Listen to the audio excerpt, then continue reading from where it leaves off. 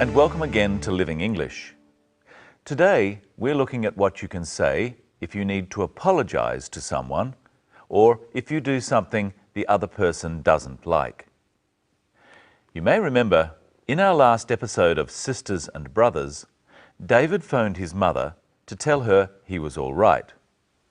Now, he is talking to his father, and he's explaining why he has not spoken to his father for 2 years. Here's How Could You?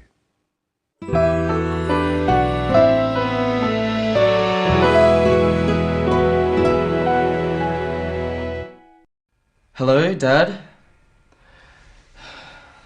It's me, David. Do you realize how ready we've been? Yes, You're our son. How could you do this to us? I'm sorry for causing you so much worry, Dad. I thought that you'd be angry. That's why I didn't tell you I couldn't study anymore. Of course I'm angry. Your mother's been sick with worry. But you didn't have to disappear. What have you been doing all this time? I've been working. I work at the market. I'm going to be a partner in the business soon. And Dad, there's something else. I'm with someone. And we have a baby boy. Dad? Dad, are you still there? Did you say you were married? Not exactly. I have a partner. Her name is Rose. And we have a son. Your grandson. Dad? I'm here, David. There's too much to think about. I want you to come home. But No buts. You need to come home. Bring her. Bring Rose and our grandson. Your mother and I love you. We want to see you. We want to meet your family. Well, David's father was very angry, but perhaps he was right to be angry. David's father asks David some questions which are not really questions. He is telling David how angry and upset he is.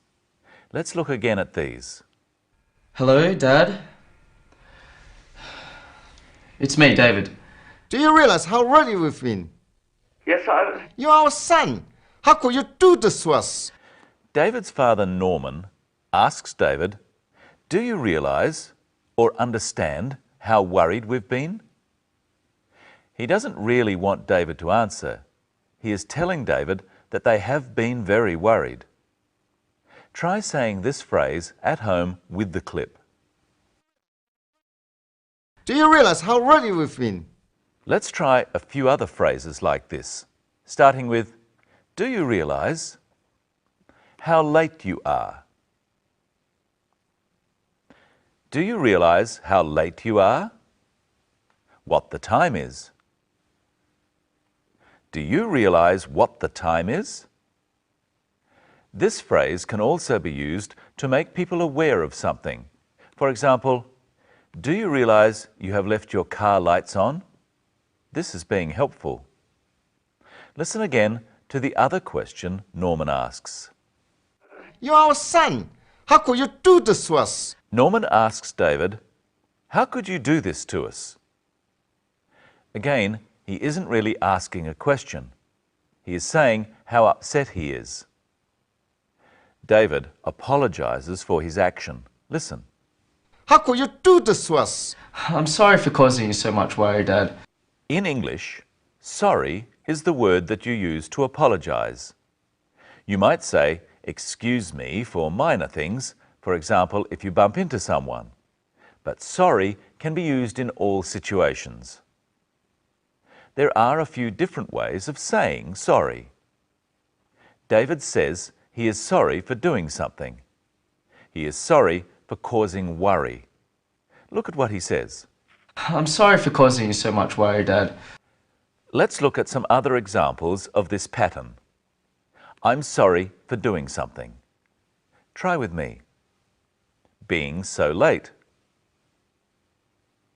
I'm sorry for being so late. Making so much noise. I'm sorry for making so much noise. Forgetting your order. I'm sorry for forgetting your order. Another way of saying sorry is to say, I'm sorry to do something. For example, interrupt. I'm sorry to interrupt. You try. Take so long. I'm sorry to take so long. Say you failed your exam. I'm sorry to say you failed your exam. Or you can say you're sorry for something you did or didn't do at a particular time. I'm sorry I made you wait so long. I'm sorry I didn't tell you I would be late. Try a few of these at home. Forgot to pick you up. I'm sorry I forgot to pick you up. I wasn't home when you called. I'm sorry I wasn't home when you called. Didn't return your call. I'm sorry I didn't return your call. Now let's look at why David didn't call his father. I'm sorry for causing you so much worry, Dad. I thought that you'd be angry. That's why I didn't tell you I couldn't study anymore. David says, I thought you'd be angry. He is describing something he thought his father would do because he didn't call. Try saying this with David in the clip. I thought that you'd be angry. Try some phrases like this at home using I thought you would. Be upset. I thought you would be upset. Be interested in this book. I thought you would be interested in this book. You can use this to talk about how you think someone will feel about something and to talk about what you think they will do. For example, I thought you would like this film. Try another example. Help me with my homework. I thought you would help me with my homework. You can also use the negative. I thought you wouldn't like this film.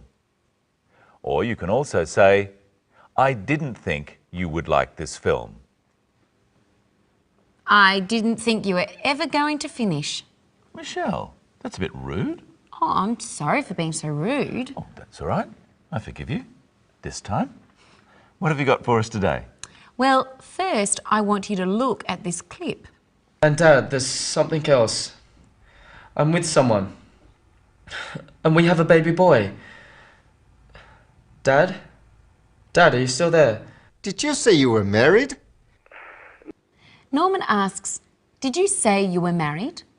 Maybe he didn't hear David, or else he didn't believe him. He's checking what he thought David said. Notice that because the question is in the past, did you? The rest of the sentence is in the past too. Did you say you were married? Now, Brenton, I'm going to say some things quietly and I want you and you to check what you think I said. But you at home have some extra help because what I say will be on the screen. Ready? I'm all ears. I'm going to a wedding. Did you say you were going to a wedding? Yes. The wedding is in Fiji. Did you say the wedding was in Fiji? I bought a new dress. Did you say you thought I'm a mess? No, I bought a new dress. Did you say you bought a new dress? Yes, it's made of silk. Did you say it was made of silk? Yes, you have very good hearing. Did you say I had very good hearing? You can stop now. Did you say I could stop now? Let's look at the clip again and we're going to see what David's father, Norman, wants him to do. There's too much to think about. I want you to come home. But No buts. You need to come home.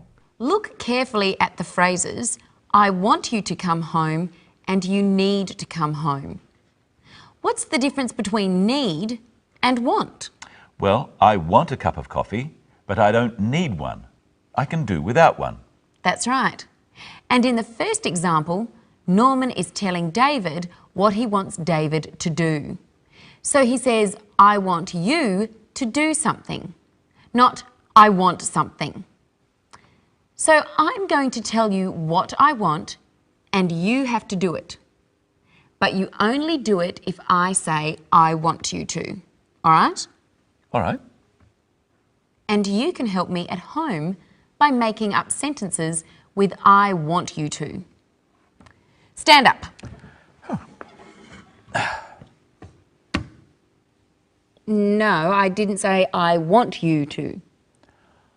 Oops. I want you to stand up. Clap your hands.